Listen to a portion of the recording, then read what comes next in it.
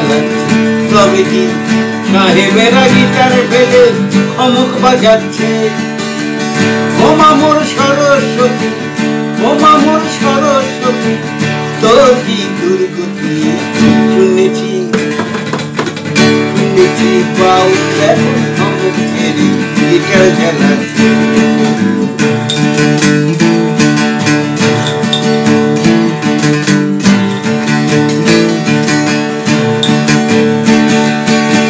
সবই যখন পেটেই যাবে তবে আর কোথায় বাধা।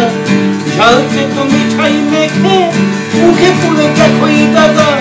মেঠো পথে গিটার হাতে বাউল সুর দেয় কিনারা। তবে কেন পুরুষ নারী তফাতের এতই ধারা। ওপারের ঠাকুর